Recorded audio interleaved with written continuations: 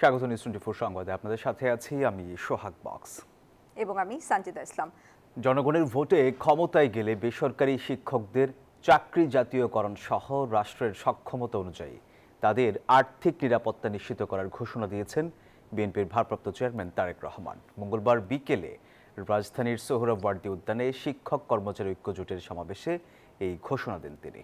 BNP সরকার গঠন করলে কর্মমুখী শিক্ষা ব্যবস্থা চালুর পাশাপাশি শিক্ষা খাত সংস্কারে কমিশন গঠন করা হবে বলেও জানান তিনি।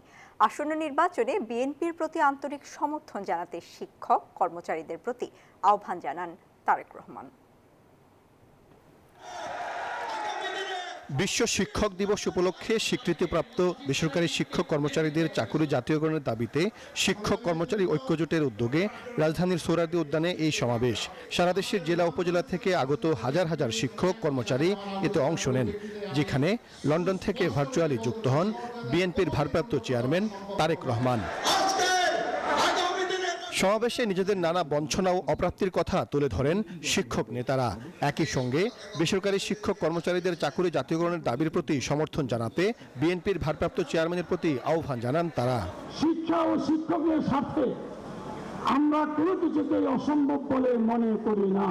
শিক্ষক কর্মচারীদের দাবির প্রতি সমর্থন জানিয়ে তারেক রহমান বলেন, ক্ষমতায় গেলে তাদের দাবি পূরণে উদ্যোগ নেবে বিএনপি। জনগণের ভোটে বিএনপি রাষ্ট্র পরিচালনার সুযোগ পেলে অবশ্যই রাষ্ট্রের সামর্থ্য অনুযায়ী শিক্ষকদের আর্থিক নিরাপত্তা বেষ্টনী বাড়ানো কিংবা চাকরি স্থায়ীকরণ কিংবা জাতীয়করণের বিষয়টি ইনশাআল্লাহ ইতিবাচক বিবেচনার জন্য উচ্চ পর্যায়ের কমিশন আমরা গঠন করব ইনশাআল্লাহ। বিশ্বের সাথে তাল মিলিয়ে প্রযুক্তি নির্ভর ও কর্মমুখী শিক্ষা চালু করার উপর জোর দেন তারেক রহমান। দেশের শিক্ষা ব্যবস্থার সংস্কার করা জরুরি বলেও মন্তব্য করেন তিনি। প্রচলিত শিক্ষা কারিকুলামকে ব্যবহারিক এবং কারিগরি শিক্ষা প্রদান করে ঢেলে সাজানোর লক্ষ্যে অগ্রাধিকার ভিত্তিতে শিক্ষা সংস্কার কমিশনও আমরা গঠন করতে চাই। নৈতিকতা এবং ধর্মীয় সামাজিক মূল্যবোধের আলোকে কর্মমুখী শিক্ষা ব্যবস্থা প্রবর্তন এবং শিক্ষা ব্যবস্থার আধুনিকরণে জরুরি ভিত্তিতে পদক্ষেপ গ্রহণ করা যদি না যায়, তাহলে এই কম্পিটিশনের বিশ্বে আমাদের দেশ হিসাবে জাতি হিসাবে টিকে থাকা অত্যন্ত কঠিন হবে। আগামী নির্বাচনে বিএনপিকে বিজয়ী করতে সর্বস্তরের শিক্ষক কর্মচারীদের সমর্থন প্রত্যাশা করেন তারেক রহমান। একটি জাতিকে এগিয়ে নিতে মানসম্মত শিক্ষা ব্যবস্থার কোনো বিকল্প নেই, এ কথাটি আবারও স্মরণ করিয়ে দিয়ে বিএনপির ভারপ্রাপ্ত চেয়ারম্যান তারেক রহমান এই সমাবেশ থেকে বললেন, বিএনপি রাষ্ট্র ক্ষমতায় গেলে শিক্ষা খাতকে মেরামত করতে সর্বোচ্চ গুরুত্ব দেবে। সেই সঙ্গে শিক্ষক কর্মচারীদের জীবনমান উন্নয়নে আধুনিক পদক্ষেপ গ্রহণ করবে বিএনপি। সাইফুল ইসলাম, নিউজ 24, ঢাকা। নির্বাচন নিয়ে গভীর ষড়যন্ত্র শুরু হয়েছে উল্লেখ করে সবাইকে সতর্ক থাকার আহ্বান জানিয়েছেন বিএনপি মহাসচিব মির্জা ফখরুল ইসলাম আলমগীর। আর জনগণকে ধোঁকা দিয়ে যারা রাজনীতি করতে চায় শিক্ষাঙ্গনে তাদের অনুপ্রবেশ ঘটেছে বলে অভিযোগ করেন বিএনপি নেতারা। বিশ্ব শিক্ষক দিবস উপলক্ষে সোহরাওয়ার্দী উদ্যানে আয়োজিত শিক্ষক সমাবেশে তারা এসব কথা বলেন। বেসরকারি শিক্ষা প্রতিষ্ঠানের শিক্ষক কর্মচারীদের চাকরি জাতীয়করণের দাবিতে এই মহাসমাবেশের আয়োজন করে শিক্ষক কর্মচারী ঐক্যজোট। এতে দেশের নানা প্রান্ত থেকে যোগ দেন হাজার হাজার শিক্ষক কর্মচারী। অনুষ্ঠানে যোগ দেন বিএনপির নীতি নির্ধারণী ফোরামের নেতারা। শিক্ষাঙ্গনে অনুপ্রবেশকারীরা আগামী নির্বাচনে যেন প্রভাব ফেলতে না পারে সে ব্যাপারে সবাইকে সজাগ থাকার আহ্বান জানান তারা। কাজের মাধ্যমে প্রমাণ করেছে বিএনপি শিক্ষক বান্ধব রাজনৈতিক দল। কাজেই আগামী দিনে আপনাদের যে দাবি অর্থাৎ 100% জাতীয়করণ, সেই দাবিকে শুধুমাত্র সময়ের ব্যাপার। পরিবর্তনের মাধ্যমে এটা আপনাদের সকলের ঐক্যবদ্ধভাবে এগিয়ে আসতে হবে এবং নির্বাচনকে মাথায় রেখে গণতন্ত্রকে মাথায় রেখে তার মাধ্যমে এটা বাস্তবায়ন সম্ভব। বিগত স্বৈরাচারী আওয়ামী সরকার এদেশকে ধ্বংস করার জন্য তারা পরিকল্পিতভাবে এদেশের শিক্ষা ব্যবস্থাকে ধ্বংস করে দিয়েছিল। বিএনপি মহাসচিব মির্জা ফখরুল ইসলাম আলমগীর বলেন, বিদেশি গণমাধ্যমে তারেক রহমানের সাক্ষাৎকার প্রমাণ করে তিনি বাংলাদেশকে নেতৃত্ব দিতে সক্ষম। এই নেতৃত্বের হাতকে আমাদেরকে শক্তিশালী করতে হবে। প্রতি গ্রামে গ্রামে আপনারা আছেন,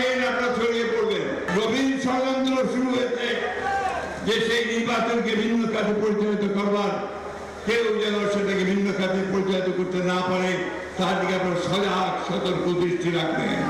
জনগণের ভোটে বিএনপি ক্ষমতায় এলে চাকরি জাতীয়করণ সহ শিক্ষক কর্মচারীদের দাবি পূরণের আশ্বাস দেন বিএনপি নেতারা। আসন্ন যে নির্বাচন আসছে সেই নির্বাচনে আপনাদেরকে বিরাট ভূমিকা আছে। ফজলে রাব্বী সৌরভ, নিউজ 24, ঢাকা। নির্বাচনে সার্বিক সহযোগিতা করবে জাতিসংঘ, এমনটি জানিয়েছেন ঢাকায় নিযুক্ত সংস্থার আবাসিক প্রতিনিধি গুয়েন লুইস। মঙ্গলবার সকালে জামায়াতের আমির ডাক্তার শফিকুর রহমানের সঙ্গে সাক্ষাতে এই কথা জানান তিনি। এদিকে জুলাই সনদ বাস্তবায়ন না করে নির্বাচন হলে তা প্রশ্নবিদ্ধ হবে বলে মন্তব্য করেছেন দলটির নায়েবে আমির ডক্টর সৈয়দ আবদুল্লাহ মোহাম্মদ তাহের। জাতিসংঘ সম্মেলন শেষে দেশে ফিরে এই কথা বলেন তিনি। জাতিসংঘ সম্মেলনে যোগদান শেষে দেশে ফিরে হযরত শাহজালাল আন্তর্জাতিক বিমানবন্দরে সাংবাদিকদের মুখোমুখি হন জামায়াতের নায়েবে আমির ডক্টর সৈয়দ আবদুল্লাহ মোহাম্মদ তাহের। বলেন, আগামী নির্বাচন জুলাই সনদ বাস্তবায়ন করে সংস্কারের উপর ভিত্তি করেই হতে হবে। ফেব্রুয়ারিতে জাতীয় নির্বাচন নিয়ে শঙ্কা নেই। জাতিসংঘ সফরে সরকারি ডেলিগেশনে রাজনৈতিক নেতাদের সঙ্গে নেয়া ব্যতিক্রম ঘটনা। বড় জাতীয় ইস্যুতে বাংলাদেশ যে ঐক্যবদ্ধ আছে এটা তার প্রমাণ। নির্বাচন ফেব্রুয়ারিতে হওয়া উচিত, কারণ একটি ডেমোক্রেটিক পিপলস রিপ্রেজেন্টেটিভ গভর্নমেন্ট আমাদের দেশের জন্য অত্যন্ত জরুরি। এই নির্বাচনের জন্য কতিপয় বিষয়ে অত্যন্ত দ্রুত এবং দৃঢ়তার সাথে সরকারকে সিদ্ধান্ত নিতে হবে। একই দিন রাজধানীর বসুন্ধরা আবাসিকে জামায়াত ইসলামের আমির ডক্টর শফিকুর রহমানের সঙ্গে সাক্ষাৎ করেন ঢাকায় নিযুক্ত জাতিসংঘের আবাসিক প্রতিনিধি গোয়েন লুইস। পরে সাংবাদিকদের সঙ্গে কথা বলেন জামায়াতের সেক্রেটারি জেনারেল মিয়া গোলাম পরোয়ার। জানান, নির্বাচনে সরকারকে সার্বিক সহযোগিতা করবে জাতিসংঘ। 2026-এর ফেব্রুয়ারিতে সম্ভাব্য জাতীয় নির্বাচন সুষ্ঠু নিরপেক্ষভাবে যেন হতে পারে সে ব্যাপারে ওনারা সহযোগিতা করবেন। বৈঠকে বাংলাদেশের শিক্ষা, স্বাস্থ্য ও মানবিক সংকট সমাধানে গুরুত্বপূর্ণ আলোচনা হয়েছে বলেও জানান জামায়াতের সেক্রেটারি জেনারেল। অত্যন্ত সৌহার্দ্যপূর্ণ পরিবেশে। Desk report, news 24। কিছু করতে আগামী নির্বাচনকেই শেষ সুযোগ বলে প্রমাণ করছেন প্রধান নির্বাচন কমিশনার AM নাসির উদ্দিন। সুষ্ঠু নির্বাচনে রাজনীতিবিদ ও গণমাধ্যম ও জনগণের সহায়তা চেয়েছেন তিনি। আগারগাঁওয়ে নির্বাচন কমিশন সচিবালয়ে নির্বাচন বিশেষজ্ঞদের সঙ্গে সংলাপে এই কথা বলেন সিইসি। বলেন, সুষ্ঠু নির্বাচন করতে সবার আগে রাজনীতিবিদদের সহযোগিতা প্রয়োজন, এছাড়া মিডিয়া ও সর্বোপরি জনগণের সহযোগিতা দরকার। বলে, নির্বাচন বিশেষজ্ঞদের পরামর্শে নিজেদের আরও সমৃদ্ধ করতে চায় ইসি। একটা সুন্দর গ্রহণযোগ্য স্বচ্ছ একটা নির্বাচন জাতিকে উপহার দেওয়া, এখানে সবার সহযোগিতা লাগবে, মিডিয়ার সহযোগিতা লাগবে, রাজনীতিবিদদের সহযোগিতা তো লাগবেই, তারাই হচ্ছে মূল প্লেয়ার, তাদের সহযোগিতা লাগবে, সর্বোপরি দেশের জনগণের সহযোগিতা লাগবে, সর্বস্তরের জনগণের সহযোগিতা লাগবে এবং সবাইকে সাথে নিয়ে আমরা আগাতে চাই। নির্ধারিত তালিকা থেকে কোনো প্রতীক না নেয়ার কথা জানিয়ে নির্বাচন কমিশনকে চিঠি দিয়েছে জাতীয় নাগরিক পার্টি এনসিপি। শাপলা প্রতীক তালিকায় যুক্ত করতে বিধিমালা সংশোধনের দাবি দলটির। চিঠিটি ইসি সচিবকে ইমেইল করে পাঠানো হয়েছে। এর আগে তালিকায় না থাকায় এনসিপিকে শাপলা প্রতীক দেওয়া যাচ্ছে না বলে জানায় ইসি। গত 30 সেপ্টেম্বর এনসিপিকে প্রতীক বাছাইয়ের জন্য চিঠি দেওয়া হয়। এক সপ্তাহের মধ্যে তা অনুরোধ করা হয়েছিল। জাতীয় নাগরিক পার্টির উত্তরাঞ্চলের মুখ্য সংগঠক সার্জিস আলম বলেছেন, মৃত্যু ছাড়া উপদেষ্টাদের কোনো সেফ এক্সিট নেই। পৃথিবীর যে প্রান্তে যাক বাংলাদেশের মানুষ তাদের ধরবে। মঙ্গলবার দুপুরে নওগাঁয় এনসিপির জেলা শাখার সমন্বয় সভা শেষে এই কথা বলেন সার্জিস আলম। আরও বলেন, শাপলা প্রতীকে আইনত কোনো বাধা নেই, তারপরও নির্বাচন কমিশন কারো চাপে পড়ে স্বেচ্ছাচারিতামূলক আচরণ করছে, এটা কখনো মেনে নেওয়া হবে না বলে জানান তিনি। উপদেষ্টার মধ্যে আমরা এই আচরণ দেখতে পাচ্ছি যে তারা এখন কোনোভাবে দায় সারা দায়িত্বটা পালন করে নির্বাচনের মধ্য দিয়ে এক্সিট নিতে পারলে হইল, দেশে থাকুক আর দেশের বাইরে থাকুক। এই দায় সারা দায়িত্ব নেয়ার জন্য অভ্যুত্থান পরবর্তী একটা সরকার কাজ করতে পারে না। কোথায় সেফ এক্সিট নিবে? পৃথিবীতে সেফ এক্সিট নেওয়ার একটাই জায়গা, সেটা হচ্ছে মৃত্যু। এর চেয়ে তো আর সেফ এক্সিট, এছাড়া কোনো সেফ এক্সিট নাই। আপনি পৃথিবীর যেই প্রান্তে চান সেখানেই বাংলাদেশের মানুষ আপনাকে ধরবে। গণঅভ্যুত্থানে গণহত্যার অভিযোগে আওয়ামী লীগের বিচারে তদন্ত শুরু হলো। এই তথ্য নিশ্চিত করেছেন আন্তর্জাতিক অপরাধ ট্রাইব্যুনালের চিফ প্রসিকিউটর তাজুল ইসলাম। জানান, গণহত্যায় আরও কোনো দল জড়িত থাকলে তাদেরও বিচার হবে। এছাড়া গুমের মামলার তদন্ত প্রতিবেদন এই সপ্তাহেই জমা হবে বলে জানিয়েছে প্রসিকিউশন। টানা 17 বছর ধরে দেশে ফ্যাসিস্ট শাসন ব্যবস্থা কায়েম করেছিল আওয়ামী লীগ, হরণ করেছিল ভোটাধিকার। একের পর এক বিতর্কিত নির্বাচন দিয়ে ক্ষমতায় টিকে থাকা দলটির প্রধান অস্ত্রই ছিল গুম খুন। জুলাই আন্দোলনে পতন নিশ্চিত জেনে মরণ কামড় দেয় ছাত্র জনতার উপর। আন্তর্জাতিক অপরাধ ট্রাইব্যুনালের মামলায় উঠে এসেছে এসব অভিযোগ। গত বছরের 2 অক্টোবর সংগঠন হিসেবে আওয়ামী লীগ সহ 14 দলের মানবতাবিরোধী অপরাধের বিচার চেয়ে ট্রাইব্যুনালে অভিযোগ দাখিল করে জাতীয়তাবাদী গণতান্ত্রিক আন্দোলন। অভিযোগে বলা হয় 24-এর 19 জুলাই আওয়ামী লীগ নেতৃত্বাধীন 14 দলের বৈঠকে কারফিউ জারির সিদ্ধান্ত হয়, যেখানে দেখামাত্র গুলি করারও নির্দেশনা আসে। এমন সিদ্ধান্ত মানবতাবিরোধী অপরাধের শামিল বলে অভিযোগে উল্লেখ করা হয়।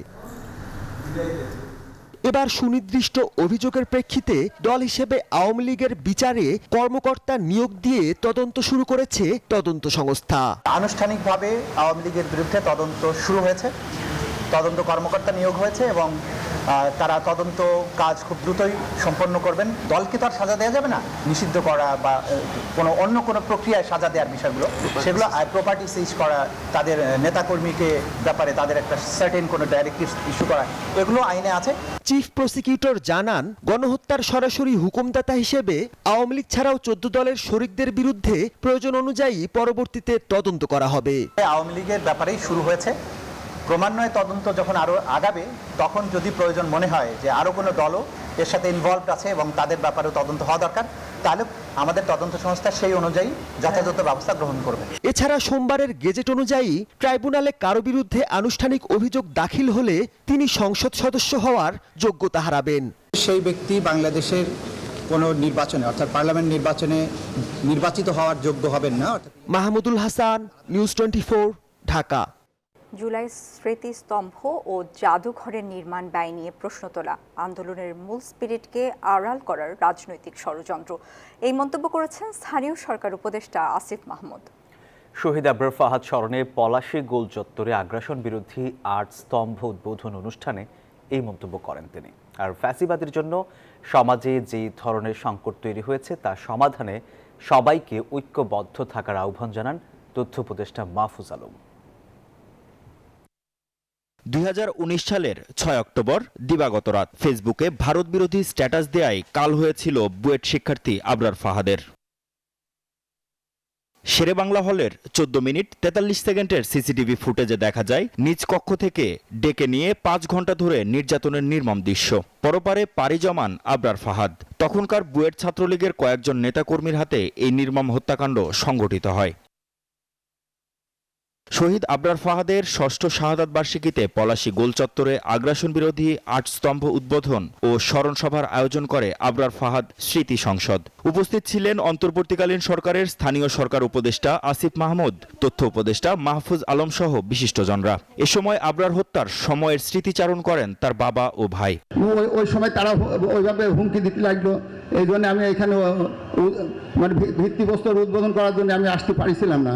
এখনো যেই ভয়টা আমাদেরকে সেদিন দেখানো হয়েছিল যে এই আপনারা যদি এই উদ্বোধনের এই আতিস্তম্ভের সাথে যুক্ত হন তাহলে সেই বিচার হবে না। তো আপনাদের কাছে আমাদের একটাই চাওয়া যেন আপনারা এই অন্তর্বর্তীকালীন সরকার থাকাকালীন এই বিচারটা সম্পন্ন হয়ে যায়। জাতীয় নাগরিক পার্টির সদস্য সচিব আখতার হোসেন বলেন, আবরার ফাহাদ আওয়ামী লীগের ভারতীয় তাবেদারির রাজনীতি চুরমার করেছে।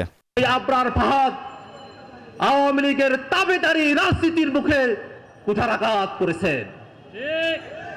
রাষ্ট্রীয় ফ্যাসিবাদের জন্য সমাজে যে ধরনের সংকট তৈরি হয়েছে তার সমাধানে সবাইকে ঐক্যবদ্ধ থাকার আহ্বান জানান তথ্য উপদেষ্টা মাহফুজ আলম। এখানে সবাই রাষ্ট্রের কথা বলে কিন্তু সমাজ গঠনের কথা কেউ বলে না। সামাজিক ফ্যাসিবাদের কথা আমি বলি মাঝে মধ্যে। সমাজে যেই রাষ্ট্রীয় ফ্যাসিবাদের কারণে সমাজের ভিতরে যেই সংকটগুলো তৈরি হয়েছে এই সংকটগুলোকে আমাদের সমাধান করতে হবে। অনুষ্ঠানে স্থানীয় সরকার উপদেষ্টা আসিফ মাহমুদ বলেন, জুলাই স্মৃতি জাদুঘরের নির্মাণ ব্যয় নিয়ে প্রশ্ন তোলা মানে জুলাই আন্দোলনের মূল স্পিরিটকে আড়াল করার রাজনৈতিক ষড়যন্ত্র। আমরা আবরার ফাহাদের স্তম্ভ করতে গেলাম, কিন্তু এই কয়েক লক্ষ টাকা ব্যয় নিয়ে অনেকের অনেক গাত্রদাহ এবং সমালোচনা আমরা দেখেছি। এটা অত্যন্ত দুঃখজনক এবং এর পিছনে একটা রাজনৈতিক ষড়যন্ত্র রয়েছে।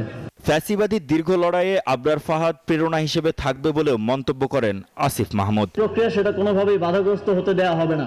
মাহমুদ হাসান, নিউজ 24, ঢাকা। ঢাকা বিশ্ববিদ্যালয়ের পক্ষে ফিলিস্তিনের প্রতি সংহতি জানানো হয়েছে বলে জানিয়েছেন ঢাকা বিশ্ববিদ্যালয়ের ভিসি প্রফেসর নিয়াজ আহমেদ খান।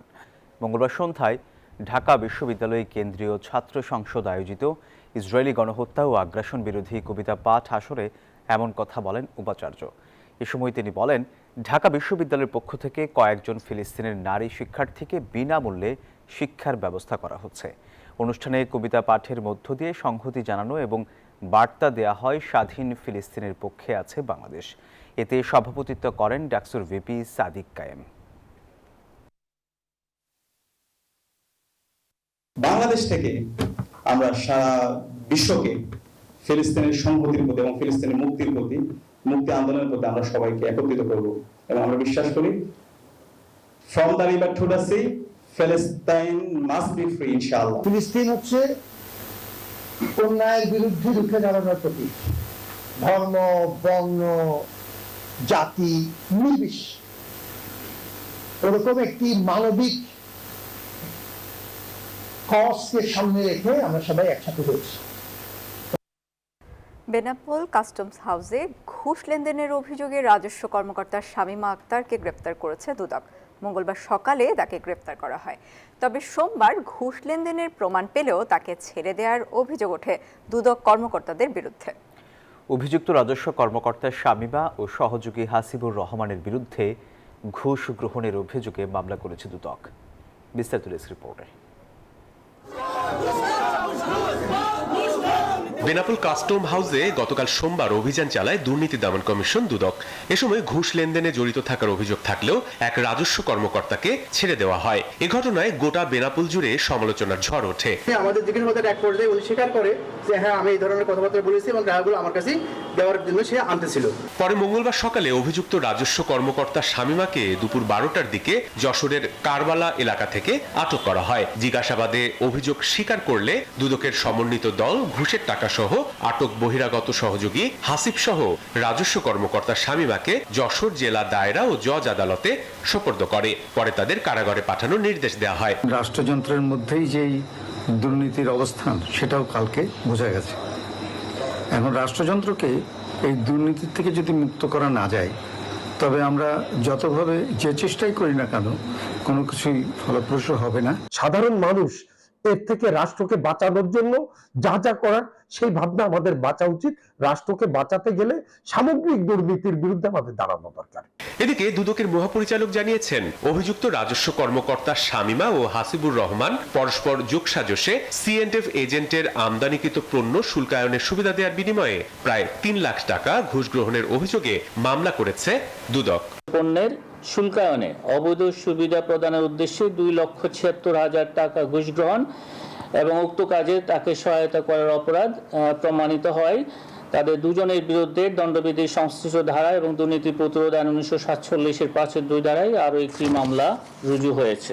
অভিযুক্তরা ছাড়াও এই ঘটনার পেছনে আরো কেউ জড়িত থাকলে তাদেরও আইনের আওতায় আনা হবে বলে জানিয়েছে দুদক কর্তৃপক্ষ। অনেক ধন্যবাদ। Desk report, news 24। ভয়ঙ্কর হয়ে উঠেছে নাফ নদী। মাছ ধরতে নামলেই হতে হচ্ছে অপহরণের শিকার। এমন পরিস্থিতি তৈরি করেছে মিয়ানমারের আরাকান আর্মি। তথ্য বলছে, গেল 9 মাসে এই নদী থেকে অপহৃত হয়েছেন 228 জন জেলে। তাদের মধ্যে এখনও ফেরেনি 104 জন। বিস্তারিত নাইমাল জিকোর প্রতিবেদনে। নাফ নদী যার সৌন্দর্য মুগ্ধ করে ভ্রমণ পিপাসুদের, সেই নদী আজ জেলেদের জন্য ভয়ঙ্কর রূপ ধারণ করেছে, যার নেপথ্যে রয়েছে মিয়ানমারের আরাকান আর্মি। মাছ ধরতে নদীতে নামলেই জেলেদের হতে হচ্ছে অপহরণের শিকার। চলতি বছরের জানুয়ারি থেকে এখন পর্যন্ত, অর্থাৎ এই 9 মাসে নাফ নদী থেকে 228 জন জেলেকে অপহরণ করে নিয়ে গেছে আরাকান আর্মি, যাদের মধ্য থেকে এখন পর্যন্ত 124 জন ঘরে ফিরলেও এখনো ঘরে ফেরা হয়নি 104 জনের। রাবেয়া খাতুন, তার স্বামী রশিদ আহমদ ও দেবর নুরুল আলম গত 26 আগস্ট তাদের ধরে নিয়ে যায় মিয়ানমারের সশস্ত্র গোষ্ঠী আরাকান আর্মি। এরপর থেকেই নিখোঁজ তারা। কোনো সাহায্য হতো তো না, তার কোনো কিছু না, কোনো বিষয় দিন করে হাতে হামা ঘুরে হামা গেলেন মানুষ কতদিন নাই। সকালে 9টার দিকে ফেরার সময় আরকান আর্মি তাদেরকে ধরে নিয়ে যায়। এরা কি বেঁচে আছে নাকি মরে গেছে কোনো খোঁজ খবর পাওয়া যায় নাই। রাবেয়ার মতো শাহপরীর দ্বীপে স্বজন নিখোঁজ 104টি পরিবারের। সবার অপেক্ষা একদিন ঘরে ফিরবে তাদের প্রিয় মানুষটি। দুই ফ্যামিলিতে দুজন ছাড়া কেউ আর কোনো উপার্জনকারী নাই। আমাদের পরিবার এখন খাওয়া দাওয়া নাই, সুখে ঘুম নাই। বাগিনা আছে একজন, বাহিনী জামাই আছে একজন, আমার ছেলে একজন, 5 জন। এখনো কেউ ফেরত আসে না, কেউ ফেরত আসে না, কোনো খোঁজ খবর পাইনি। আরাকান আর্মির সাথে আনুষ্ঠানিক বৈঠক সম্ভব না হওয়ায় আটক জেলেদের দেশে ফিরিয়ে আনতে ভিন্ন কৌশলে কাজ করছে বিজিবি। আমরা বেশ কিছু ইনসিডেন্টে দেখেছি যে অপহরণের বিষয়টা আসলে বাস্তবিক অর্থে স্বপ্রণোদিত। একটা দীর্ঘ সময় মিয়ানমারে থেকে বেশ কিছু ধরনের বেআইনি বা অপরাধমূলক কার্যক্রম পরিচালনার্থেই এই অপহরণের বিষয়টা সামনে এনে সেখানে থেকে যাওয়ার একটা প্রবণতা আছে। তো ওই জায়গাটাও খতিয়ে দেখার একটা বিষয় আছে। আমরা চেষ্টা করছি সবগুলো আঙ্গিক বা দৃষ্টিভঙ্গি যাচাই শেষে যত দ্রুত সম্ভব তাদেরকে ফেরত নিয়ে আসে। তবে মিয়ানমার সীমান্তে স্বীকৃত কোনো বাহিনী না থাকা ও সেখানে আন্তঃকন্দলের কারণে জেলেদের সতর্কতার সাথে সমুদ্রে যাওয়ার পরামর্শ বিজিবির। নাইম আল চিকো, শাহপরীর দ্বীপ, টেকনাফ, কক্সবাজার। অবৈধ সম্পদ অর্জনের অভিযোগে এবার সাবেক গৃহায়ন ও গণপূর্ত মন্ত্রী ওবায়দুল মুক্তাদির চৌধুরীর বিরুদ্ধে মামলা করেছে দুর্নীতি দমন কমিশন। মঙ্গলবার দুদকের নিয়মিত ব্রিফিংয়ে এই তথ্য জানান সংস্থাটির মহাপরিচালক আক্তার হোসেন। এছাড়া এদিন এনবিআর সদস্য বিলাল হোসাইন চৌধুরীর বিরুদ্ধেও 5 কোটি টাকার জ্ঞাত আয় বহির্ভূত সম্পদ অর্জনের অভিযোগে মামলা করেছে দুদক। আওয়ামী লীগ সরকারের গুরুত্বপূর্ণ সদস্য ছিলেন সাবেক গৃহায়ন ও গণপূর্ত মন্ত্রী ওবায়দুল মুক্তাদির চৌধুরী। জুলাই আগস্ট আন্দোলনের হত্যা মামলায় 2024 সালের 1 নভেম্বর পলাতক অবস্থায় পুলিশের হাতে গ্রেপ্তার হন তিনি। এবার দুর্নীতির মামলায় ফাঁসলেন ব্রাহ্মণবাড়িয়ার সাবেক এই হেভিওয়েট এমপি। দুর্নীতি দমন কমিশনের অভিযোগ, সাবেক এই মন্ত্রীর 2 কোটি টাকার বেশি অবৈধ সম্পদ অর্জনের পাশাপাশি প্রায় 24 কোটি টাকার সন্দেহজনক লেনদেনের প্রমাণ পেয়েছে সংস্থাটি। সাবেক গৃহায়ন ও গণপূর্ত মন্ত্রী 8টি ব্যাংক হিসাবে 24 কোটি 89 লক্ষ টাকারও বেশি সন্দেহজনক লেনদেন করার অপরাধ অনুসন্ধানকালে প্রমাণিত হয়েছে। 300 ধারায় একটি মামলা রুজুর সিদ্ধান্ত গৃহীত হয়েছে। এদিন প্রায় 5 কোটি টাকার অবৈধ সম্পদ অর্জনের অভিযোগে এনবিআর সদস্য বিলাল হোসাইন চৌধুরীর বিরুদ্ধে আরও একটি মামলা করে দুদক। অভিযোগ সংশ্লিষ্ট জনাব মোহাম্মদ বেলাল হোসাইন চৌধুরী বর্তমানে সদস্য মূসক বাস্তবায়ন ও আইটি জাতীয় রাজস্ব বোর্ড ঢাকা কর্তৃক দুর্নীতি দমন কমিশনে দাখিলকৃত সম্পদ বিবরণীতে 4 কোটি 60 লক্ষ টাকারও বেশি মূল্যের সম্পদের তথ্য গোপন অপরাধ অনুসন্ধানকালে প্রমাণিত হয়েছে। এই কারণে তার বিরুদ্ধে আরও একটি মামলা রুজুর সিদ্ধান্ত গৃহীত হয়েছে। এছাড়া দুর্নীতির অভিযোগ অনুসন্ধান চলায় মাধ্যমিক ও উচ্চশিক্ষা অধিদপ্তরের সাবেক মহাপরিচালক ফাহিমা খাতুনের সম্পদ বিবরণী দাখিলের নির্দেশ দিয়েছে সংস্থাটি। বদরুল আলম শাওন, নিউজ 24, ঢাকা। দর্শক, এই ছিল সংবাদে। সাথে থাকায় ধন্যবাদ।